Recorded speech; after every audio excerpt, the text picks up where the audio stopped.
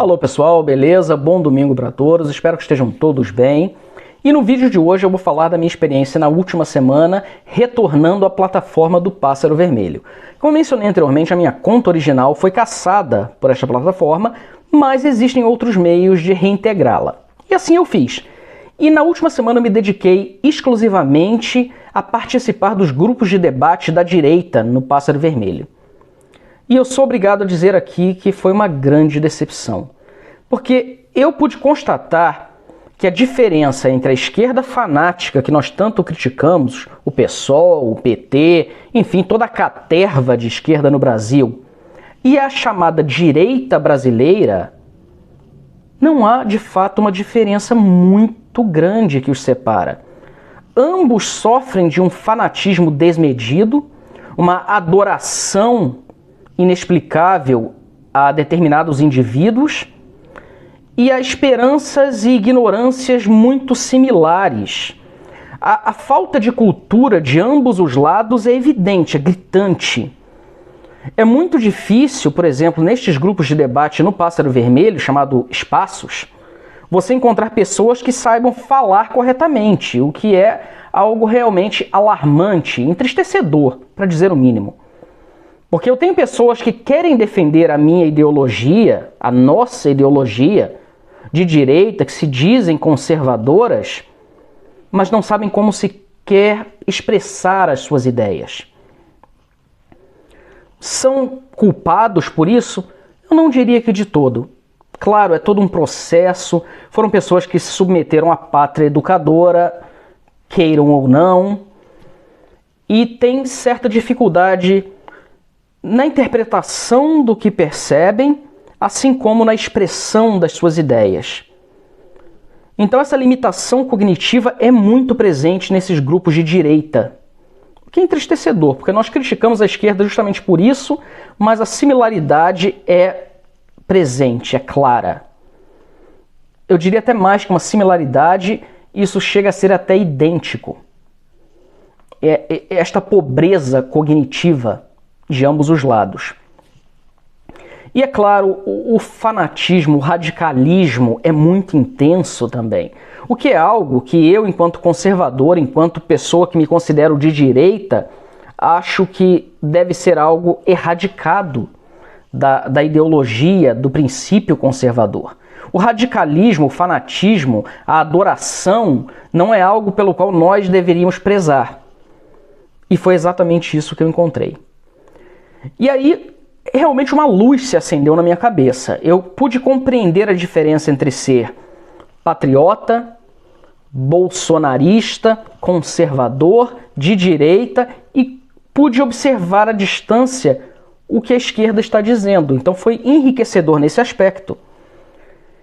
Porque a similaridade, mais uma vez, sendo até redundante aqui, é gritante, é muito próxima, é muito próxima. São de fato os dois lados de uma mesma moeda, mas que se refletem na ideologia, embora pensem estar opostos. De fato estão opostos, mas iguais.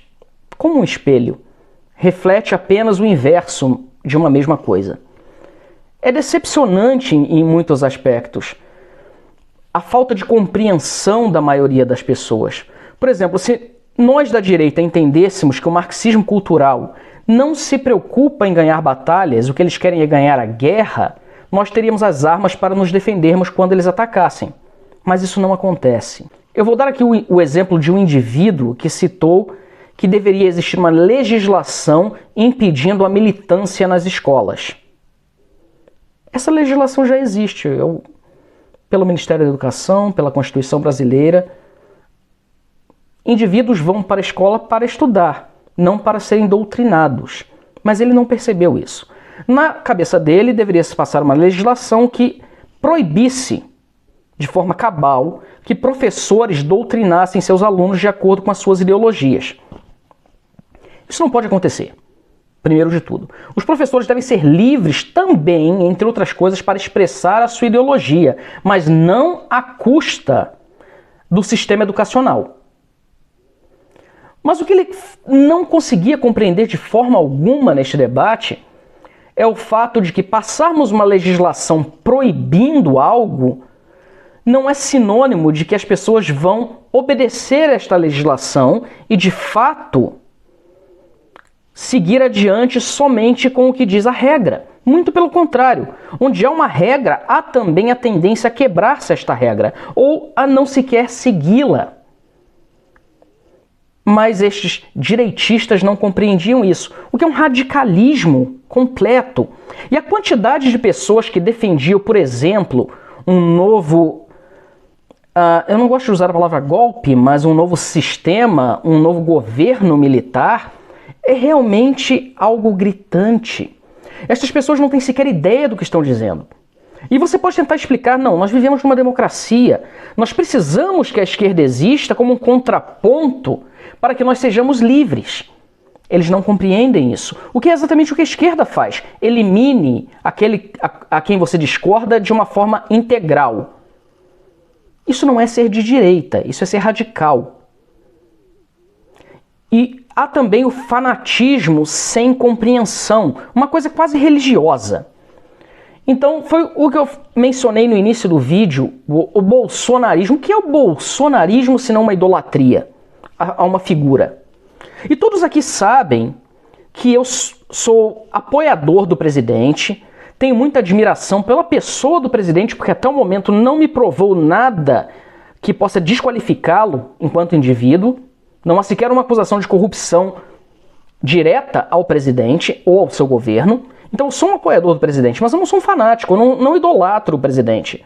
O presidente da República, para mim, nada mais é do que um servidor público eleito pela vontade popular para nos representar enquanto nação.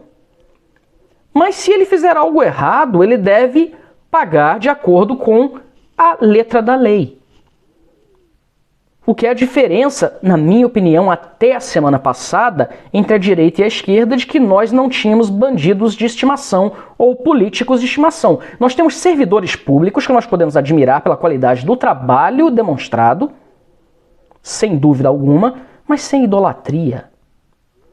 E é exatamente isso que eu vi nestes grupos de direita, a idolatria. Muitos, inclusive, disseram que se alguém aqui falar mal do presidente ou fizer uma crítica ao presidente, estará automaticamente excluído. O que é isso, pessoal? Censura? Radicalismo? Isso são ideologias de esquerda. Não ideologias conservadoras.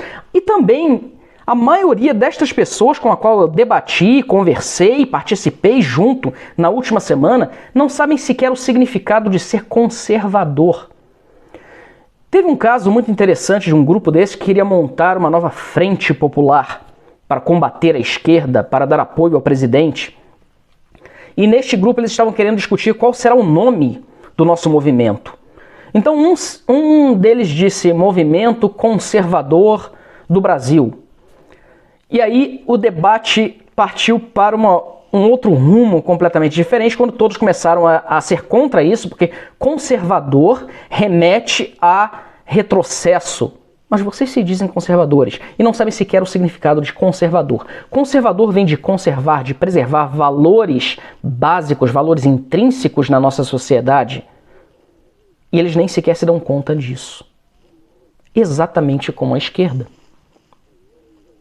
E aí eu me dei conta de que muitos chamados esquerdistas também são conservadores nos valores. Então eu não estou criticando essas pessoas na essência, eu acredito que todos eles têm o valor dentro de si bem intencionado, digamos assim. Eles têm os valores certos com uma posição errônea.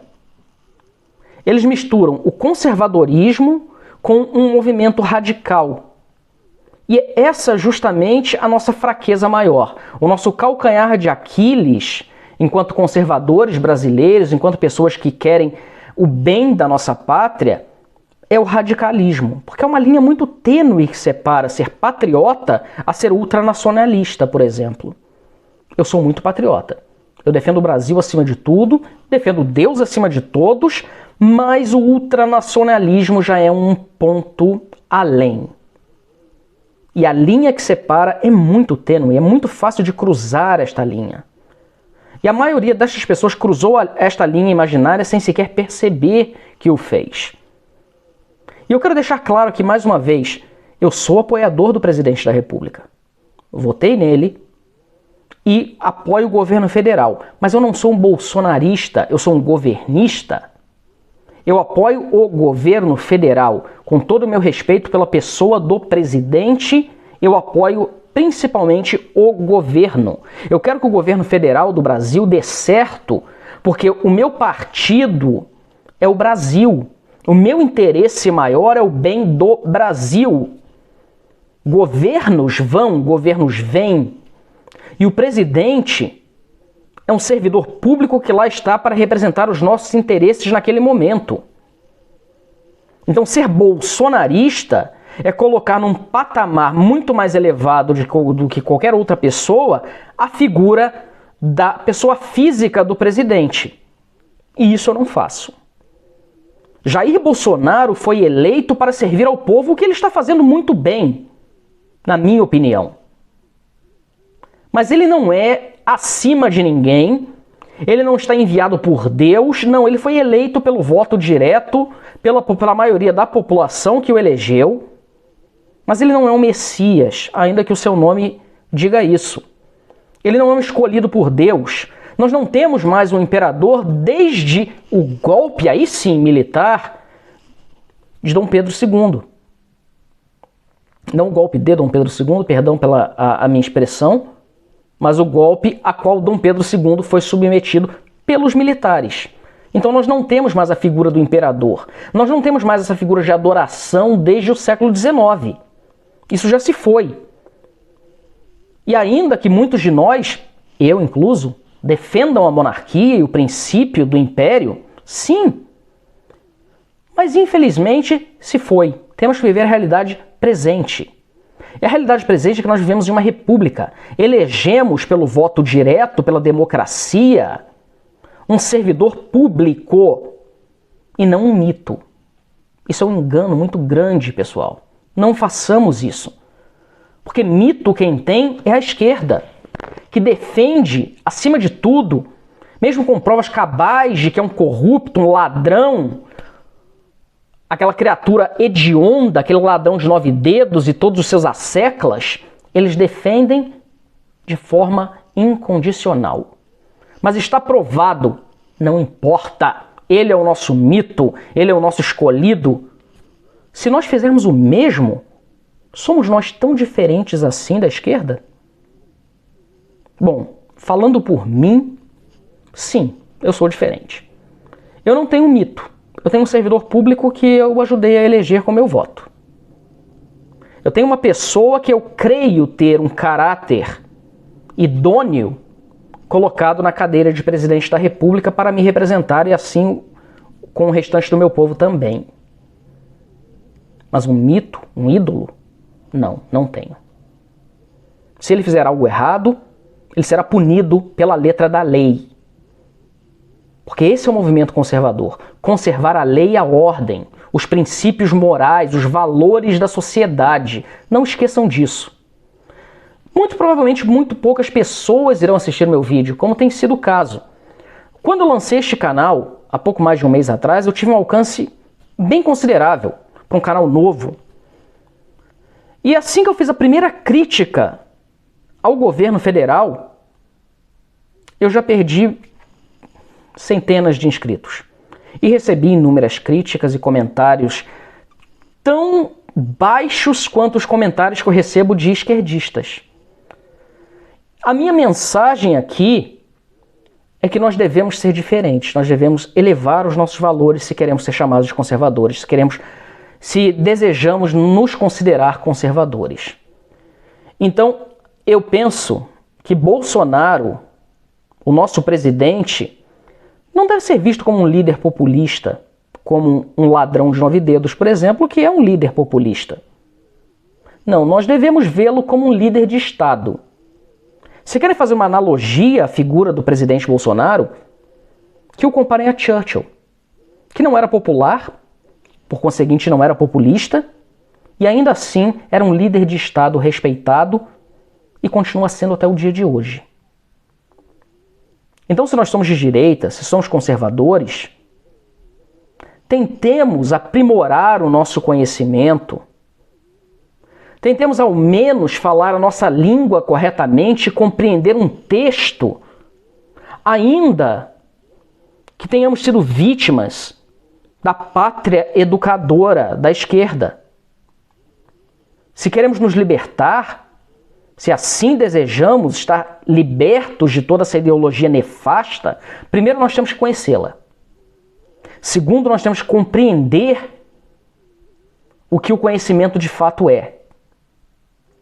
Voltando para os espaços do Pássaro Vermelho, quando o indivíduo disse que deveríamos ter legislações rígidas no que diz respeito ao que pode ser dito ou não dito, o que é um conceito de esquerda, vide China, União Soviética, extinta, graças a Deus, mas a ideologia permanece, não só na Rússia, mas como em todo o leste europeu, e falo por experiência, pois é onde vivo, e em todos os países que seguiram a ideologia esquerdista, sim, eles querem censura. Nós não podemos nos dar ao luxo de dizer queremos censura, porque senão nós somos iguais a eles.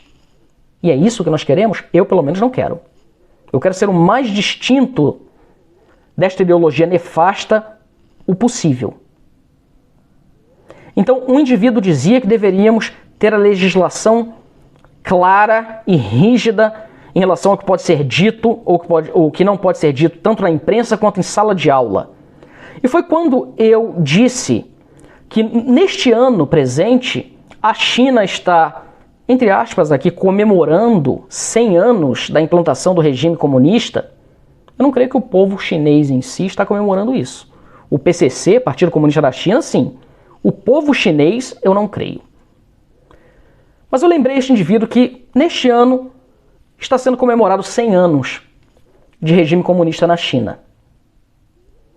E que o marxismo cultural não se preocupa em perder batalhas, porque eles têm um objetivo muito maior à frente, ganhar a guerra. E que no Brasil, nós não devemos lutar contra a ideologia marxista com legislação, mas sim também com ideologia, ensinando que os cidadãos têm a liberdade de pensar por si, coisa que não existe no comunismo. E este indivíduo que defendia ferozmente a sua teoria disse-me que, não, no Brasil, o comunismo, o marxismo não está presente nem há 30 anos. Então não é um século, como em outros lugares. Então nós podemos combater essa ideologia nefasta com legislação. Isso me dói profundamente, porque uma pessoa com o mínimo de instrução sabe muito bem que o comunismo já tenta se implantar no Brasil há mais de um século. Um exemplo clássico, Luiz Carlos Prestes, ou chamado pelos comunistas de o Cavaleiro da Esperança. Luiz Carlos Prestes, em 1935, era o líder da intentona comunista. Isso já tem quase 100 anos. Com o apoio da União Soviética. E a sua, não exatamente esposa, sua parceira, Olga Benário, que era uma agente soviética. Então, defendida pela esquerda com o livro de Fernando Moraes. Eu vou fazer um vídeo só sobre esse livro, que mudou minha vida em muitos aspectos, porque é muito sedutor. Faz com que, principalmente adolescentes, acreditem nessa ideologia nefasta. Mas esse cidadão dos passos do Pássaro Vermelho não tinha noção nenhuma de que o comunismo já tenta se instaurar não só no Brasil, mas em todo o continente, há muito mais de um século. E são essas pessoas que se dizem bolsonaristas. E aí nós damos a abertura para a esquerda tentar nos combater. Porque ser bolsonarista é ser um radical. E nós não precisamos de mais radicais. Então não seja bolsonarista, seja governista. Apoie o presidente no exercício do seu governo. Mas bolsonarista é levar um indivíduo à categoria de ídolo. E isso eu não faço. Isso nós todos não deveríamos fazer. Outro ponto muito interessante que eles trouxeram à tona é de que o presidente não está blefando. O presidente pode simplesmente pôr um fim a tudo isso com o apoio do exército. Não pode. Porque o exército está para servir a segurança da população, a segurança do Estado. E sem que o Estado decida que o exército deva agir, não há interferência do exército, como em 1964. A população, assim como o Estado em si, decidiu que comunismo no Brasil não. Então o exército entrou em ação. Mas essa ala direitista, que eu chamo de radicais, acredita que o exército pode simplesmente interferir da forma que desejar. Não pode. Não pode e não fará. Porque o exército também é dividido. O exército tem simpatizantes a todo o espectro político. Há simpatizantes dentro do exército do PT, assim como há simpatizantes do governo corrente, e assim como há pessoas que não simpatizam com coisa alguma. Então isso não acontece, o presidente não tem este poder. Se o presidente perder as eleições no ano que vem para o ladrão de 9 dedos, acreditem, o ladrão de 9 dedos será novamente o presidente do Brasil. E o Brasil será uma Venezuela, finalmente. Espero que isso não aconteça, jamais. Mas não é dizendo o ladrão de 9 dedos ganhou a eleição e em 2022 haverá um contraponto junto aos militares e tomarão, portanto, o poder, como aconteceu em 1964, ou como aconteceu no Chile, quando Salvador Allende se tornou presidente do Chile e os militares tomaram o poder para evitar que um governo de esquerda seguisse adiante. 2022, bom, vamos comparar. Em 1964, a população do Brasil era de menos de 90 milhões de pessoas. Hoje já chega a 220, quase. Ou seja, metade da população sendo de esquerda já são mais de 100 milhões de pessoas. Como que o exército conseguirá controlar tudo isso? Não conseguirá. E além do fato de que nós vivemos em uma democracia, se eles ganharem legitimamente nas urnas, espero eu que com voto impresso e auditável, e com contagem pública de votos, nós teremos que aceitar. Exatamente por isso que nós temos que nos unir e não viajar em devaneios sem a menor instrução, sem o menor nível cultural, com a mesma base dos esquerdistas de que vamos agir pela força. Porque se os esquerdistas, por exemplo, perderem a eleição no ano que vem, não é um impacto muito grande para eles. O marxismo cultural continuará pouco a pouco. E ainda que leve outro século, eles não desistem. Geração após geração, a doutrina intelectual permanece. Nós não precisamos de doutrina intelectual se nós tivermos valores. Então concentrem-se nos valores do conservadorismo, da família, dos princípios elementares, ao invés de discutirem devaneios. Eu vou parando por aqui, pessoal, mas eu digo, se tiverem a oportunidade, façam a experiência dos grupos, dos espaços do Pássaro Vermelho e me digam. Vocês vão crescer muito com isso. Porque vocês vão ver que nós não somos tão diferentes assim daqueles a quem criticamos tanto. E se nós queremos nos distanciar mais ainda deles, estudem, leiam, adquiram cultura, aprendam a falar sua própria língua. Falem um português claro e correto, interpretem ideias. Não sejam analfabetos funcionais no melhor. Porque o que eu vi, infelizmente, é isso. Quando você encontra alguém que tem um nível intelectual superior, é um analfabeto funcional. Então nós temos muito ainda que melhorar, que aprimorar o nosso conhecimento. Eu digo nosso porque somos um todo. Não basta que eu me esforce se a pessoa seguinte simplesmente se entrega ao radicalismo e à idolatria de um indivíduo que trabalha para nós, que é pago com os nossos impostos, seja este indivíduo quem for. Espero que fiquem todos bem e um bom início de semana para todo mundo. Estou pensando seriamente em terminar este canal de uma vez por todas, porque não está realmente valendo muito a pena. Me deixem aqui nos comentários, recebi muitos comentários no vídeo anterior, muitos depoimentos inclusive, apesar das poucas visualizações, o que eu não entendo porque não bate muito bem, mas coisas de YouTube. Mas se você acha que eu devo continuar, me diga. E se você acha que eu devo parar, também me diga. De todo modo, amanhã há de ser outro dia. Fiquem bem, pessoal. Até a próxima. Ou não.